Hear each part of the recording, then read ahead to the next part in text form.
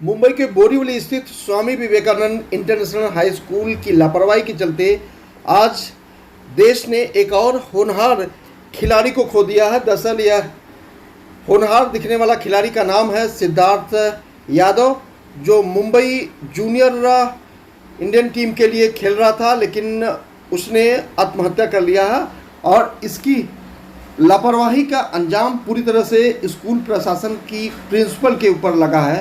तो यह तस्वीरें जहां देश ने एक बार फिर से रोहित शर्मा जैसे होनहार खिलाड़ी को खो दिया है। यह है स्कूल की प्रिंसिपल, जिनके ऊपर गंभीर आरोप उनके पिता ने लगाया है। तो यह तस्वीरें हैं जहां पर आप देख पा रहे हैं कि पिता ने गंभीर आरोप लगाते हुए बताया कि किस तरह से पढ़ाई के दबाव के चलते उनके बच्चे ने आत्महत्या कर ली, जिसका पूरा जो है आरोप स्कूल की प्रिंसिपल के ऊपर लगाया गया है। दरअसल यह पहला मामला नहीं है जब स्वामी विवेकानंद इंटरनेशनल स्कूल के ऊपर जो इस तरह के गंभीर आरोप लगे हैं, और उस वक्त लगे हैं जब गोयनका एंड गोयनका की कंपनी जो है इस स्कूल को अवैध तरीके से हैंडओवर लिया और उसके बाद जो है अपना खुद का कब्जा जमाने की कोशिश की। इस दरमियान कई शिकायतें भी दर्ज हुई है, जिसमें एफआईआर से लेकर शिकायत दर्ज हुई है। एक बार फिर से जो है भाईंदर पुलिस जो है इस पूरे मामले में गंभीरता से जांच कर रही है। हालांकि मामला भी दर्ज कर लिया गया है, लेकिन पिता की आप बीती क्या है वह भी आपको सुनाते हैं। किस तरह से स्वामी विवेकानंद इंटरनेशनल स्कूल में लापरवाही का यह मामला सामने आया, गुंडागर्दी का मामला सामने आया, जिसके चलते एक देश का होनहार खिलाड़ी ने जान दे दिया। देखिए क्या कुछ कहती है और क्या है आरोप। हम भी फील कर रहे थे, लेकिन हम लोग भी हेल्पलेस थे। हम थोड़ी मेहनत करते थे और उस सिलसिले में स्कूल को भी 3-4 बार जाके मिला भी मैं। मेरा इसका एकेडमी थोड़ा ख़राब हो रहा है। इनफैक्ट स्कूल ने मेरे को बुलाया था मिलने के लिए 2 बार। तो मैंने जाके उनके प्रिंसिपल से भी बात की, वहाँ के जो स्कूल टीचर थे उनको भी मैंने ये रिक्वेस्ट किया कि आप फर्स्ट हाफ में ये स्कूल से प्रैक्टिस के लिए चला जाता है, स्कूल टीम प्रैक्टिस के लिए जाती है, उसको टाइम ही नहीं मिलता है पढ़ाई करने में, बिकॉज वो वापस घर आते आते 2 बज जाता है, फिर शाम को 4 बजे उसकी वापस से प्रैक्टिस होती है। तो वो कैसे खेल पाए, मतलब दोनों को एडजस्ट नहीं कर पा रहे। तो आप थोड़ा एक्स्ट्रा क्लासेस ले लो। तो हम इतने सारे बच्चों के बीच में हम कैसे कर सकते हैं। तो मैंने उनको पूछा इतने सारे बच्चे नहीं है, आपकी क्लास में भी अकेला स्टूडेंट है जो क्रिकेट खेलने के लिए बाहर निकलता है। तो उस पर्टिकुलर क्लास के टीचर को मैंने ये क्वेश्चन किया। तो उसने ठीक हम देखते हैं करके ऐसे करके 2 बार उसके रिजल्ट आए, रिजल्ट अच्छे नहीं आए। फाइनली जब फाइनल का टाइम आया तो फाइनल एग्जाम में भी उसने कुछ खास नंबर नहीं आए थे आई थिंक। तो स्कूल ने बुलाया मुझे मिलने के लिए कि हम ऐसा हम इसको रिजल्ट अच्छा नहीं आया तो हम इसको आगे प्रमोट नहीं करेंगे। तो मैंने उस टाइम पे प्रिंसिपल को बोला, मैडम आपने इसके लिए क्या किया, मतलब ये तो आपके स्कूल के लिए खेल रहा है, सारी चीज़ें कर रहा है, स्कूल के टीम के लिए कैप्टन बना दिया, इसको आपने एमआई जूनियर का कैप्टन बना दिया, देन जिस क्लब के लिए खेल रहा है वहाँ को कैप्टनशिप कर रहा है, सारी चीज़ें उसको प्रिंसिपल को बताया नहीं कि पूरा टाइम इसका इस स्पोर्ट्स के लिए दे बेटा। आपने थोड़ा भी मेहनत अगर किया होता तो शायद निकल जाता। आप ये साल उसको देख लो करके जैसा भी है। तो फिर उन्होंने मेरे को बोला नहीं आपको रीटेस्ट करना पड़ेगा, और रीटेस्ट करने के लिए फिर उन्होंने टाइम दिया कि इतने दिन में आपको आना पड़ेगा। अच्छा, उसके बीच में वापस से मेरे को बुलाया एंड बच्चे के सामने, मतलब वाइफ और हम तीनों साथ में गए थे। एंड उस दिन भी मतलब इस तरीके से बिहेव कर रही थी कि मतलब चलो मैं एज ए पेरेंट को गुस्सा आ गया, मेरे को इतना गुस्सा आ गया कि मैं तो सोचा कि अभी मैं या तो स्कूल से एडमिशन हटा दूँ या मैं कुछ तो हो जाएगा मेरे साथ। तो वाइफ ने मेरे को थोड़ा समझाया कि नहीं आप फिलहाल अभी शांत रहो, तो बच्चे का फ्यूचर का सवाल है।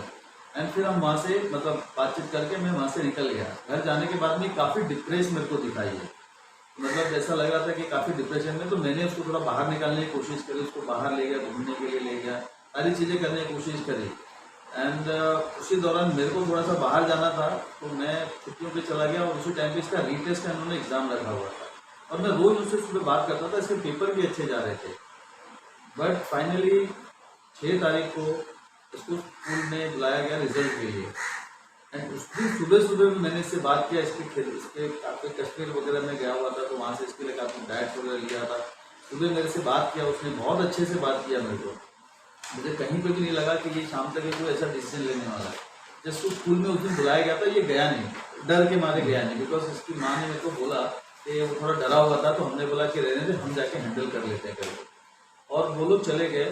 स्कूल में जब गए तो प्रिंसिपल ने अगेन वापस वही चीज़ बोली कि बिना बच्चे के हम आपको कुछ नहीं बताएंगे, आप बच्चे को सामने लेकर आओ।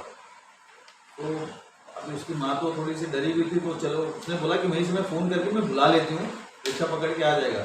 लेकिन उन्होंने आप अभी आज हमारे पास टाइम नहीं, आप कल आ जाओ। और फिर शाम तक मतलब वो लोग घर पे गए और शाम को फिर पता नहीं उसने क्या डिसीजन लिया, मम्मी 2 मिनट के लिए बाहर गए और उसने अपने आप को सालों से उसको पिछले 3-4 सालों से उसको क्रिकेट खेलता हुआ देख रहा था। मतलब काफ़ी सारे कोचेस ने मेरे को बोला कि भैया इसकी शुरुआत बहुत अच्छी हुई है, अच्छा कर रहा है, तो तुम इसको भी स्कूल लेवल क्रिकेट में डालो।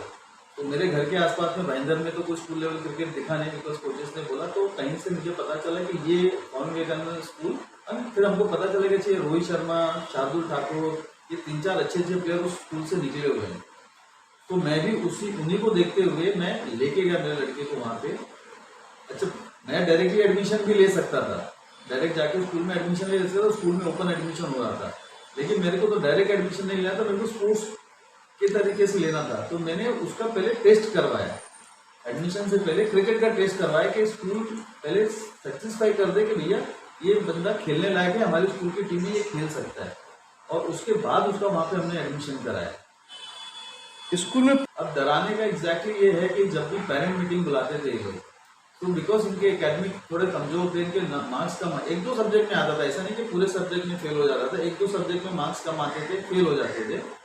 तो सारे पेरेंट को बुला के मतलब वो इस तरीके से बात करते थे कि कोई पेरेंट भी मतलब स्कूल में आने को डरे कि यार ये मतलब टीचर इतना, प्रिंसिपल टीचर इतना ज़्यादा इस तरीके से लैंग्वेज बात करती है, आप लोगों को शर्म नहीं आती है, आप बच्चे पढ़ते नहीं है, आप लोग कैसे मुंह उठा के आ जाते हो यहाँ पे, आप लोग को ऐसा समझ में नहीं आता, आप लोग खाली कमाने के पीछे पड़े हुए हो, बच्चों का करियर कौन देखेगा।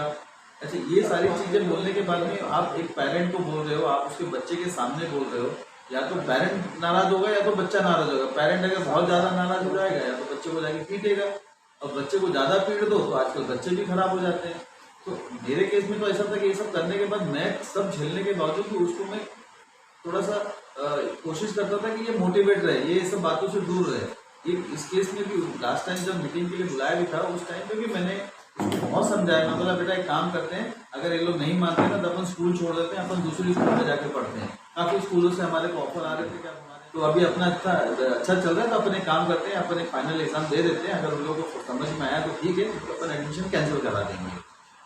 इसमें पुलिस पहले 15-20 दिन तक तो कुछ किया ही नहीं। उसके बाद में मैं किसी तरीके से मैं दर्शन भाई को मिला, दर्शन भाई से मेरी मुलाकात हुई, एंड उस टाइम पे फिर मैं और दर्शन भाई जब पुलिस स्टेशन में गए, भाईंदर पुलिस स्टेशन में नवगढ़ में, तो उन्होंने तो कुछ करा ही नहीं था। उन्होंने जो इनिशियल जो फर्स्ट डे पे जब आते हैं वो पंचनामा वगैरह करके जाते हैं, उसके बाद उन्होंने कुछ काम नहीं किया था। तो दर्शन भाई ने मिल के हमने वहाँ पे थोड़ा सा डिस्कशन किया, तो उसके बाद फिर आई थिंक दर्शन भाई अगर आप जी, इनका कहना सही है, 15 दिन तक कुछ हुआ नहीं था। और जब हम वहाँ पे गए पुलिस स्टेशन में, तो सीनियर पीआई नौगर के धीरज कोड़ी साहब के उनसे डिस्कशन किया। उनको पूछा गया कि भाई ये जो सुसाइड हुआ था, actually it is a pure abetment of suicide case. तो हमने कहा कि भाई आपने अभी तक इस पर एफआईआर क्यों नहीं लिया? तो मुझे एफआईआर कैसे हो सकती है? बोले कि एफआईआर कैसे हो, जब अबेटमेंट ऑफ सुसाइड है, अपने पेरेंट्स की स्टेटमेंट तक नहीं दी है। आज 15 दिन हो गए, बच्चे ने सुसाइड किया है और आप उस पर कोई कार्रवाई भी नहीं कर रहे, जबकि उनके पास तो एडीआर, जब मैंने उनको प्रेशराइज करके पूछा, तब उन्होंने एडीआर मंगाने के लिए कम से कम आधा घंटा लगा, एडीआर की रिपोर्ट तक उनके पास रेडी अवेलेबल नहीं थी। तो मुझे तो बहुत बड़ा ताज्जुब हुआ, और बात में फिर मैंने कहा कि सर अभी क्या करना है, कैसे करना है, ये तो प्योर अबेटमेंट ऑफ सुसाइड है। और वो बोलते आप किस हिसाब से कह सकते हैं? बोला कि किस हिसाब से, मतलब वो जो प्रिंसिपल पे ऑलरेडी जो साईबाला शेट्टी है एसवीएस स्कूल के प्रिंसिपल, उन पे ऑलरेडी एफआईआर हो चुकी है पहले एक ब्लाइंड स्टूडेंट को परेशान करने की, और चार्जशीट तक फाइल हो चुकी है जिंदोशी कोर्ट में। उसके अलावा मेरे पास और कुछ पेरेंट्स हैं जिन्होंने एफिडेविट रेडी करके रखे जो कोर्ट में जाने को तैयार है।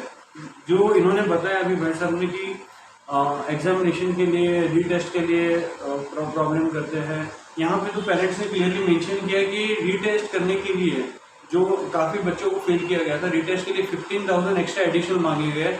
ये एफिडेविट है पेरेंट्स का। ऐसे 2-3 तो मेरे पास अभी हाल में पड़े, बाकी के सब कोर्ट में हम हाजिर करने वाले हैं। इनका ये तरीका है बच्चों को प्रेशराइज करना और बच्चों के सामने पेरेंट्स को ह्यूमिलेट करना।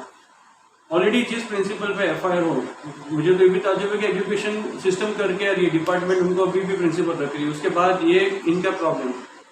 हैरत की बात, एक बहुत इंटरेस्टिंग बात बताऊंगा, धीरज कोड़ी साहब से जब मैंने बात की कि सर आप इनकी FIR क्यों नहीं ले रहे, बोलते ऐसे कैसे ले लूँ, सुसाइड तो आजकल जो कर रहे हैं वो तो सब वीडियो भी कुछ तो उन्होंने दिया होगा ना, कुछ लिख के गया, कुछ वीडियो बना के गया, बोला आजकल तो सब वीडियो बनाते हैं सुसाइड के। मैंने बोला अच्छा, तो मैंने उनको बोला शायद हमसे गलती होगी, हमने बच्चों को सिखाया नहीं 14 साल के बच्चों को कि आप सुसाइड के पहले वीडियो बना के जाना तो ही इन्वेस्टिगेशन होगा, वरना होगा नहीं।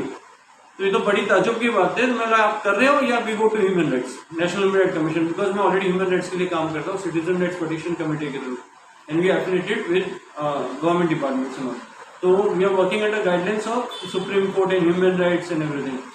तब जाके उन्होंने सबको बुलाया, आयोग को बुलाया, सब उसके बाद तहकीकात। वो उस दिन उन्होंने इनको कम से कम 7 घंटे बिठा के, 6 से 7 घंटे बिठा के सिर्फ 2 स्टेटमेंट ली। उसको आज 3 महीने हो चुके हैं, 3 महीने 3 मंथ्स, और कुछ नहीं हुआ अभी तक। अभी कह रहे हैं कि जब वहां से कुछ होगा, मतलब हॉस्पिटल से रिपोर्ट आएगी सर्टिफाइड कॉपी, तभी 3 महीने लगते हैं एक पोस्टमार्टम की रिपोर्ट आने को, सर्टिफाइड कॉपी आने को 3 महीने लगते हैं। आयो इनके फोन नहीं उठाते हैं, इनका फोन तक जो लिया था इन्होंने कि बच्चे ने कुछ रखा होगा नहीं रखा होगा, 5-6 दिन रख के इनको रिटर्न दे दिया ना। इनकी रिटर्न स्टेटमेंट की कॉपी दी गई है, जबकि एज पर द लॉ इनकी स्टेटमेंट की कॉपी तो इनको देनी चाहिए। This people are literally fooling around, and वो सिर्फ देख रहे हैं कि जो भी इसके गुनहगार हो उसको कैसे बचाया जाए। और मैं प्रशासन से ये रिक्वेस्ट कर रहा हूँ, आईओ पे भी और सीनियर PI पे भी कार्रवाई होनी चाहिए। क्यों डिले हो रहा है? 14 साल का बच्चा जो इतना बड़ा स्पोर्ट्समैन था, जिन्होंने जो खुद के स्कूल की टीम का कैप्टन था, जो MI का कैप्टन था, मुंबई इंडियंस जूनियर का कैप्टन था, ऐसा होनहार बच्चा जो रोहित शर्मा के स्कूल से आगे आ सकता था और दूसरा रोहित शर्मा हो सकता था, ऐसे बच्चे की डेथ हो जा रही है और वहां पे सीनियर PI बोल रहे हैं कि उन्होंने कोई वीडियो नहीं बनाया। ये ताजुब की बात है। Why he sitting there? He should be suspended. कोई इन्वेस्टिगेशन करेगा, कोई इंसान, वो बच्चे को पता है क्या कर रहा है, उसको तो ये भी नहीं पता होगा कि इसके बाद क्या होने वाला है उसके साथ। ये जो मैं आपको बता रहा हूँ ना, ये पूरी तरीके से मैं एक चीज़ मैंने उसको बचपन से खेलते हुए, क्योंकि मैं उसको खुद इतना प्रमोट किया, मैंने खुद बहुत क्रिकेट उसको खिलाई। मेरे साथ में वो कोकण, मेरे साथ में वो गुजरात, ये सारी जगह जाके मेरे सीनियर टीम के साथ में खेलता था, बिकॉज मैं खुद एक क्लब के लिए खेलता हूँ मैं। तो मेरे क्लब के साथ में जाके, जहाँ पे सब 30-35 साल के लड़के मेरे क्लब में खेलते हैं, उनके साथ में मैं उसको लेके जाता था, उसको खिलाते थे। मतलब इतना मेंटली वो स्ट्रांग था। अकेले वो ट्रैवल करता था, चर्चगेट से लेके भाईंदर तक रोज अकेले ट्रैवल करना। भाईंदर में कोई ट्रेन में चढ़ नहीं पाता, वो लड़का रोज सुबह शाम ट्रैवल करता था। वो मेंटली फिजिकली इतना फिट लड़का ये कदम कैसे ले सकता है, ये कोई एक्सेप्ट नहीं कर सकता। इवन हम भी आज तक एक्सेप्ट नहीं कर पा रहे हैं इस चीज़ को। उसका एक सिंपल रीज़न है, बिकॉज जब भी उसको स्कूल से कोई भी चीज़ सुनाते थे या कोई उसको ऐसा डांटते थे कुछ, तो घर पे आके वो गुमसुम बैठता था। हमेशा मैंने देखा पढ़ाई को लेके, जब भी उसको टीचर सुनाती थी कोई चीज़ को, तो आके एक बार तो बताता था कि आज चीज़ ऐसा हुआ ऐसा हुआ। लेकिन जब प्रिंसिपल और ये लोग जब हमारे को बुलाते थे और उसके सामने उसको जब डांटते थे, उसको भी डांटते थे, हमको भी डांटते थे कि आप लोग का ध्यान नहीं रहता है, आप लोग बच्चों को देखते नहीं हो और हमारे सामने लेके आ जाते हो, आप लोग को क्या शर्म नहीं आती है। अब आप सोचिए, एक बच्चे के सामने किसी पेरेंट को अगर आप बोलोगे ऐसा, तो क्या करेगा वो? हम तो एज ए पेरेंट हम ये चीज़ को समझ जाते हैं कि चलो यार ठीक है, स्कूल ने अपना फॉर्मेलिटी पूरा कर दिया है, अभी हमारा काम है बच्चे को हम संभालें। लेकिन वो बच्चा जो सोचो थोड़ा सेंटिमेंटल बच्चा है, वो मतलब हमको मानता है कि थोड़ा तो चाय भी नेचर का था वो, उसके दिमाग पे क्या असर पड़ता था कि मेरा पेरेंट जिसको मैं स्कूल से आगे आ सकता था और दूसरा रोहित शर्मा हो सकता था, ऐसे बच्चे की डेथ हो जा रही है और वहां पे सीनियर PI बोल रहे हैं कि उन्होंने कोई वीडियो नहीं बनाया। ये ताजुब की बात है। Why he sitting there? He should be suspended. कोई इन्वेस्टिगेशन करेगा, कोई इंसान, वो बच्चे को पता है क्या कर रहा है, उसको तो ये भी नहीं पता होगा कि इसके बाद क्या होने वाला है उसके साथ। ये जो मैं आपको बता रहा हूँ ना, ये पूरी तरीके से मैं एक चीज़ मैंने उसको बचपन से खेलते हुए, क्योंकि मैं उसको खुद इतना प्रमोट किया, मैंने खुद बहुत क्रिकेट उसको खिलाई। मेरे साथ में वो कोकण, मेरे साथ में वो गुजरात, ये सारी जगह जाके मेरे सीनियर टीम के साथ में खेलता था, बिकॉज मैं खुद एक क्लब के लिए खेलता हूँ मैं। सो मेरे क्लब के साथ में जाके जहाँ पे सब 30-35 साल के लड़के मेरे क्लब में खेलते हैं, उनके साथ में मैं उसको लेके जाता था, उसको खिलाते थे। मतलब इतना मेंटली वो स्ट्रांग था, अकेले वो ट्रैवल करता था, चर्चगेट से लेके भयंदर तक रोज अकेले ट्रैवल करना। भयंदर में कोई ट्रेन में चढ़ नहीं पाता, वो लड़का रोज सुबह शाम ट्रैवल करता था। वो मेंटली फिजिकली इतना फिट लड़का ये कदम कैसे ले सकता है, ये कोई एक्सेप्ट नहीं करता। जब प्रिंसिपल और ये लोग जब हमारे को बुलाते थे और उसके सामने उसको जब डांटते थे, उसको भी डांटते थे, हमको भी डांटते थे कि आप लोग का ध्यान नहीं रहता है, आप लोग बच्चों को देखते नहीं हो और हमारे सामने लेके आ जाते हो, आप लोग को क्या शर्म नहीं आती है। अब आप सोचिए, एक बच्चे के सामने किसी पेरेंट को अगर आप बोलोगे ऐसा तो क्या करेगा वो? हम तो एज ए पेरेंट हम ये चीज़ को समझ जाते हैं कि चलो यार ठीक है, स्कूल ने अपना फॉर्मेलिटी पूरा कर दिया है, अभी हमारा काम है बच्चे को हम संभालें।